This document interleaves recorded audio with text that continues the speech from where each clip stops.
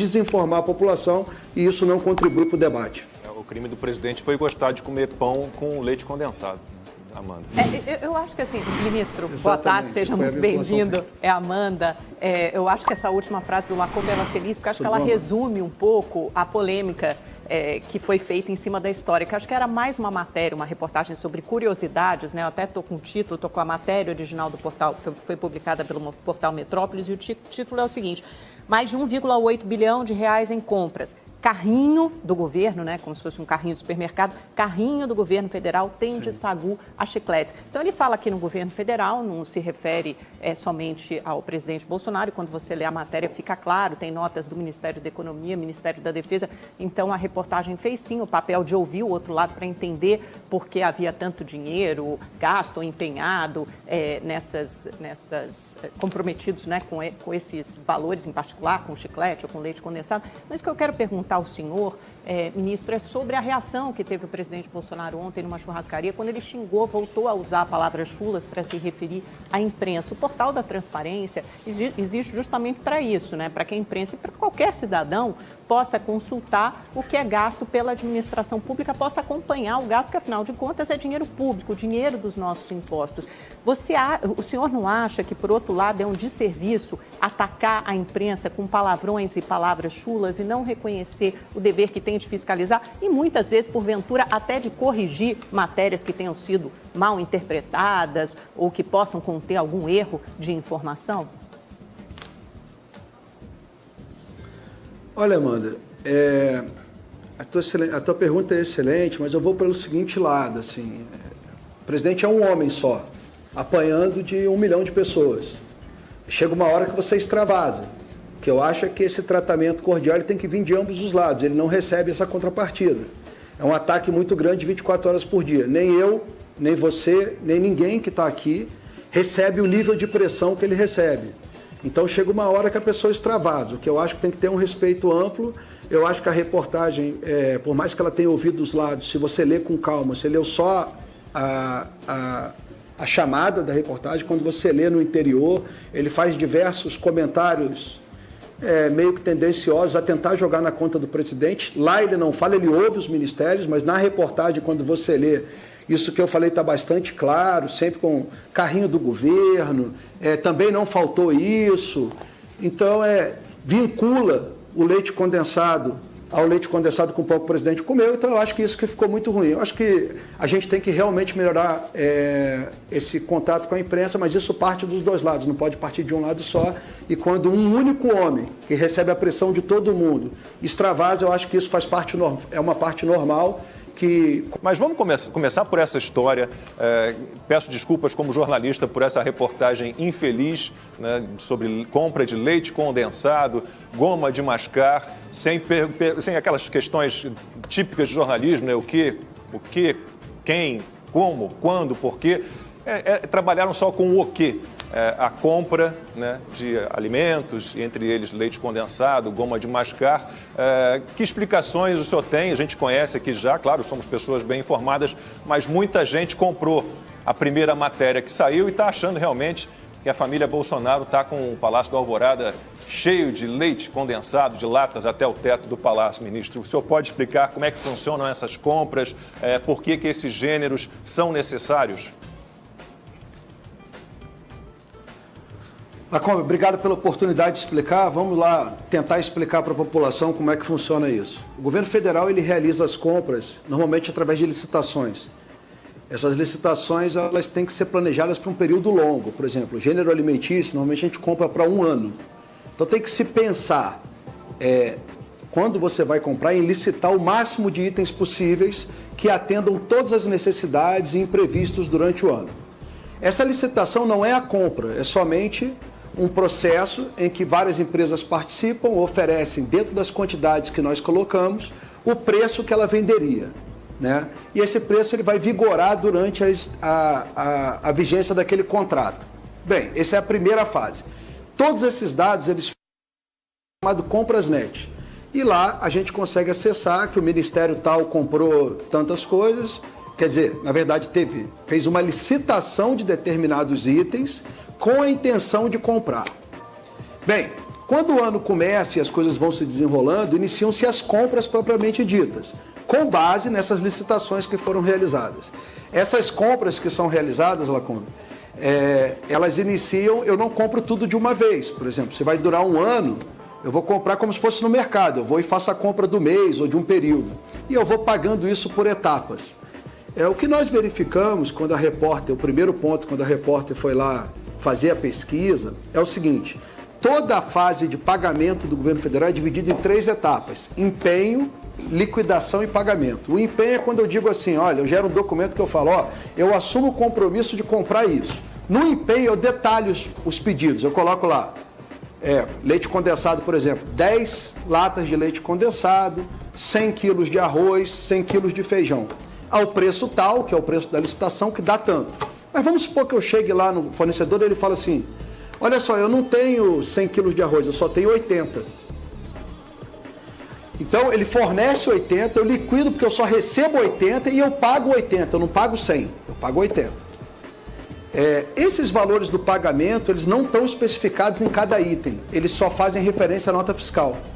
Quando a repórter foi buscar, ela buscou os valores pagos, eles foram distribuídos em todos os itens que constavam do empenho. Então, por exemplo, se eu tinha R$100 de leite condensado, 1.000 de arroz e 1.000 de feijão, essa compra daria R$2.200.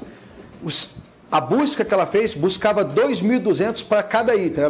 Parecia para ela que era R$2.200 de leite condensado, R$2.200 de arroz e R$2.200 de feijão, porque esses itens não estão especificados no pagamento.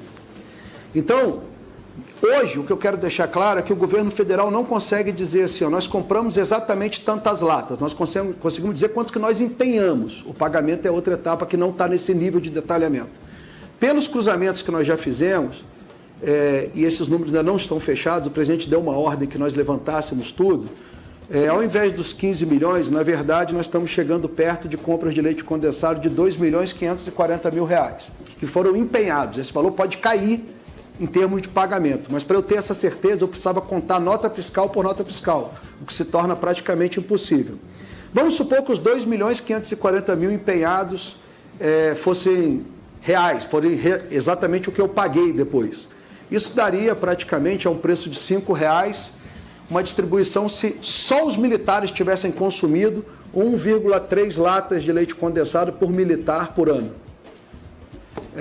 Um valor muito pequeno, isso eu não estou contando aqui que nós temos 69 universidades com restaurantes, 280 campos de universidade, 50 hospitais federais, mais 41 instituições federais, entre institutos federais e centros federais tecnológicos, né? E mais o Colégio Dom Pedro II.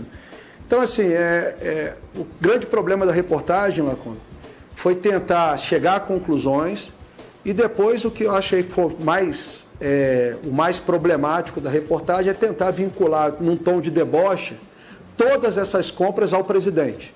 Então, é um desconhecimento total do tamanho da administração pública, do papel do Estado, de como a União está distribuída pelo país, e isso levou a uma situação desagradável que foge um pouco do papel da reportagem, que qualquer um de nós poderíamos chegar nessa situação. Silvio, Constantino. Ela vai ficar brava. Boa tarde, ministro. Boa tarde, ministro. Sobre a reportagem, eu concordo totalmente com a Amanda, né? O papel da mídia é, obviamente, informar, e a transparência e o escrutínio da sociedade, por meio, inclusive, do jornalismo em relação aos gastos públicos é fundamental. Mas eu discordo, não sei se foi isso que ela afirmou ou não, mas eu discordo na ideia de que o que foi feito foi jornalismo ou transparência, né? Infelizmente, nós temos presenciado aí uma parte da mídia militante, torcedora e virou partido de oposição. Então, sobre esse factoide do leite condensado, eu não vou nem mais perder tempo aqui. Eu quero fazer uma pergunta mais abrangente para o senhor, ministro. No próprio site da CGU, que tem uma boa transparência, consta que em 17 anos foram deflagradas 480 operações, em conjunto com Polícia Federal e Ministério Público. E 62 delas só no ano de 2020. E a soma do prejuízo total apurado, mais de 5 bilhões de reais. Aí eu fui abrir os anos e reparei que em 2012 e 2013 foi 1 bilhão, mais ou menos, em 2016 outros 1 bilhão praticamente. Né? Então, 2 dos 5 bilhões em 3 anos que eram de governos ali diferentes.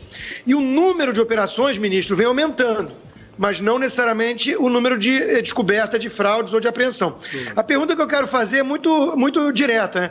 Na sua percepção, tem aumentado a corrupção no país ou diminuído? Cara, Constantino, você fez uma pergunta agora que você me apertou. Eu acho, a minha percepção, tá? Quero deixar bem claro, é que nós temos uma diminuição dos casos de corrupção. Por meio de um trabalho cada vez mais preventivo. A gente tem que saber que para a gente barrar a corrupção, não são só a gente tem as medidas que nós tomamos preventivas, de detecção, de sanção, mas nós também temos a parte de conscientização da população como um todo, demonstrando que esse dinheiro é um dinheiro público, pago com esforço do trabalho de cada cidadão que paga o seu imposto, não é um dinheiro gerado na casa da moeda, simplesmente. Então, a gente vem criando medidas, vem tentando conscientizar a população. Acho que a população hoje está cada vez mais consciente. O lado positivo dessa história toda é ver que as pessoas estão de olho no dinheiro público. E vamos lembrar que as pessoas só conseguem enxergar problemas porque criamos medidas de transparência para que essas pessoas possam enxergar. Então, nós vamos jogando luz e isso faz parte da evolução. Eu acho que a gente está tendo uma redução agora, não somente pela conscientização, que isso leva mais tempo, mas principalmente pelas medidas preventivas e pelo nível de transparência que a gente está alcançando. Cada vez mais são mais denúncias, pedidos de acesso à informação. Nós estamos chegando perto da casa de 1 milhão de acesso à informação desde a lei de acesso à informação. Só esse ano de 2020 foram 154 mil pedidos de acesso à informação, mais 140 mil manifestações de cidadão reclamando, denunciando. Então, assim, cada vez mais as pessoas estão participando e nós estamos evoluindo, criando mecanismos de inteligência artificial. Essas licitações todas hoje, nós temos um sistema, o Alice, que ele foi desenvolvido pela CGU e pelo Tribunal de Contas, que ele verifica todos os editais de licitação do Comprasnet todos os dias, identifica preços fora do padrão, quantidades muito altas de itens. Tudo isso vai fazendo com que a corrupção diminua, o controle vai aumentando. Então, eu acho que a gente já inicia uma diminuição dessa corrupção, mas é um trabalho de longo prazo que vai exigir muito mais do que essas medidas preventivas de detecção, mas uma mudança e uma conscientização da população como um todo.